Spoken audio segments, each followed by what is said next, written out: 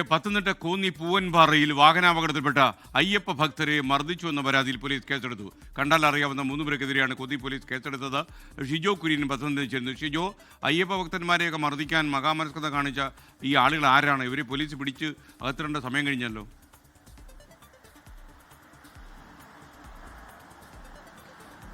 അതെ SKN, ഇന്നലെ രാത്രി 7:20 കോന്നി പൂവൻപാറയിൽ തമിഴ്നാട് തൂത്തുക്കുടി സ്വദേശികളായിട്ടുള്ള ശബരിമല തീർത്ഥാടനം കഴിഞ്ഞ് മടങ്ങി വരുന്ന വഴിക്ക് പൂവൻപാറയ്ക്ക് സമീപം അപകടമുണ്ടായത്.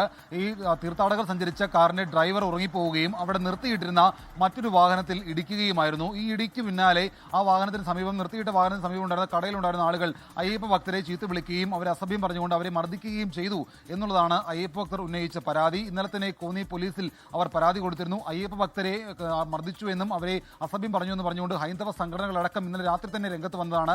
കോന്നി പോലീസ് സ്റ്റേഷനിലേക്ക് ഹിന്ദു ഐക്യവേദിയുടെയും സംഘപരിവാറിന്റെ നേതൃത്വത്തിൽ പ്രതിഷേധ മാർച്ചുമൊക്കെ ഉണ്ടായിരുന്നു. അതിന് പിന്നാലെയാണ് ഇപ്പോൾ കോന്നി പോലീസ് ഈ അയ്യപ്പ ഭക്തരെ മർദ്ദിച്ചു എന്നുള്ള പരാതിയിൽ കേസെടുത്തിരിക്കുന്നത്. ഭാരതീയ ന്യായ സംഹിതയിലെ 4 വകുപ്പുകൾ പ്രകാരം 296 ക്ലോസ് ബി, 11 ക്ലോസ് 2, അതുപോലെ തന്നെ 120 ക്ലോസ് 2 തുടങ്ങിയ വിവിധ വകുപ്പുകൾ പ്രകാരം കണ്ടാൽ അറിയാവുന്ന 3 പേർക്കെതിരെ കേസെടുത്തിട്ടുണ്ട്.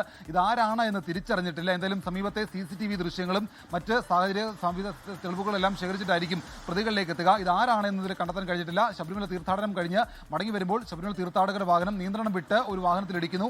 ആ സമീപത്തുണ്ടായിരുന്ന മറ്റ് ആളുകൾ ചേർന്ന് ഈ അയ്യപ്പ ഭക്തരെ ക്രൂരമായി മർദ്ദിക്കുകയും അസഭ്യം പറയുകയും ഒക്കെയാണ് ചെയ്തത്. ഈ സംഭവത്തിലാണ് കോന്നി പോലീസ് നിലവിൽ കേസെടുത്തിരിക്കുന്നത്. SKN. ലോകത്തെവിടെയായാലും ഏത് സമയത്തും 24 വാർത്തകളും ഓഗ്മെന്റഡ് റിയാലിറ്റി പാക്കേജുകളും എക്സ്പ്ലെയിനറുകളും വിശദമായി കാണാൻ ഞങ്ങളുടെ YouTube ചാനൽ നിങ്ങൾക്ക് സബ്സ്ക്രൈബ് ചെയ്യാം.